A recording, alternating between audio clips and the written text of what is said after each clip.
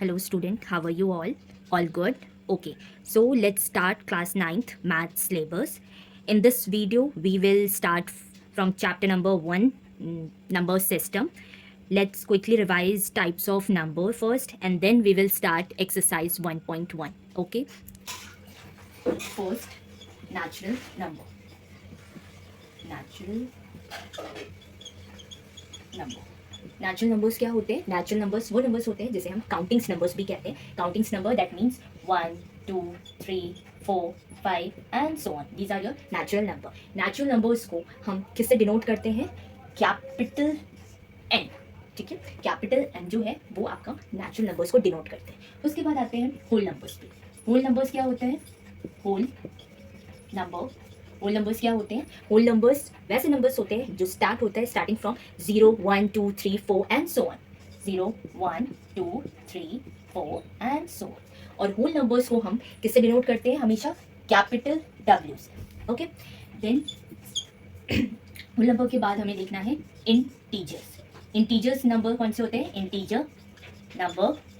Integers numbers वो numbers होते हैं जिसमें हम पॉजिटिव, नेगेटिव एंड जीरोस इन तीनों टाइप के नंबर्स को इंक्लूड करते हैं. वो सारे आपके इंटीजर्स होते हैं. फॉर एग्जांपल 0 न्यूट्रल होता है. ठीक है, 0 से आगे 1 2 3 एंड सो ऑन ये आपके पॉजिटिव नंबर्स हो जाएंगे. -1 -2 -3 एंड सो ऑन ये आपके नेगेटिव नंबर. दैट मीन्स कि इंटीजर्स नंबर्स जो है उसमें आपके negative numbers, positive numbers and zero तीनों ही चीज़ें इंक्लूड होती हैं इंटीजर नंबर्स में. अब इंटीजर नंबर को हम किससे डिनोट करते हैं? हमेशा कैपिटल जेड से. ध्यान रखना बेटा, यहाँ पे इंटीजर जो है वो आई से जरूर स्टार्ट हो रहा है बट इसका जो आपका सिंबल होता है वो कैपिटल जेड होता है.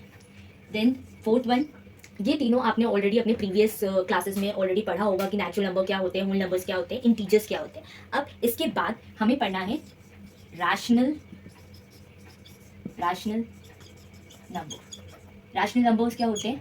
ये नंबर जिसे हम फ्रैक्शन फॉर्म में लिख सके. अगर हम फ्रैक्शन फॉर्म की बात करें दैट मीन्स p/q के फॉर्म में. ठीक है, बट यहाँ पे एक और कंडीशन होती है कि वो p/q के फॉर्म में तो होगा, उसके साथ साथ q जो है वो नॉट इक्वल टू 0 होता है. ठीक है, रैशनल नंबर क्या होते हैं? वैसे नंबर जो फ्रैक्शन फॉर्म में लिखते हैं दैट मीन्स p/q के फॉर्म में where q is not equal to 0.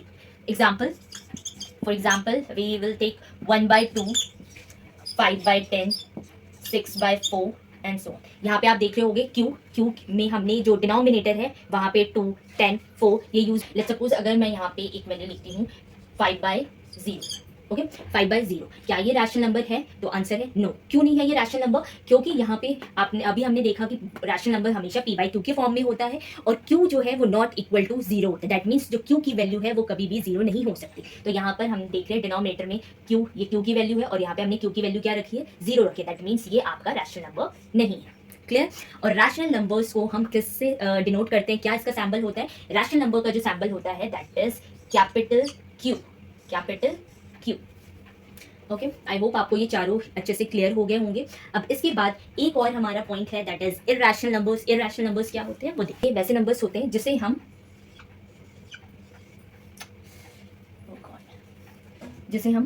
p/q that means fraction form में नहीं ले सकते.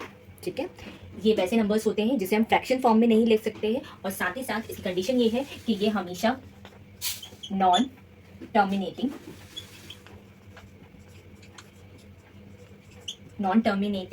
एंड नॉन रिपीटिंग होते हैं.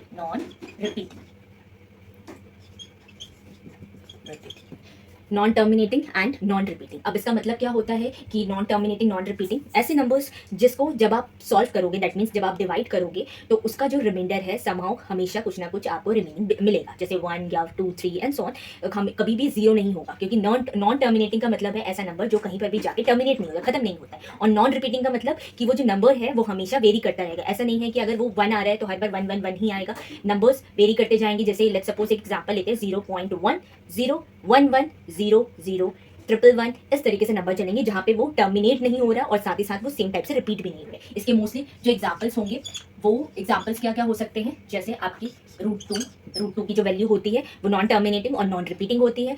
साथ ही साथ रूट फाइव भी हो सकता है। और आपकी पाई की वैल्यू हम जनरली 3.14 लेते हैं, बट वो उसकी एक्चुअल वैल्यू नहीं है, वो हमारी अप्रॉक्स वैल्यू है जो हम लेके चलते हैं। बट पाई की अपनी खुद की जो वैल्यू है वो नॉन टर्मिनेटिंग और नॉन रिपीटिंग होती है। दैट्स वाई हम पाई को इर्रेशनल नंबर्स के अंदर इंक्लूड करते हैं।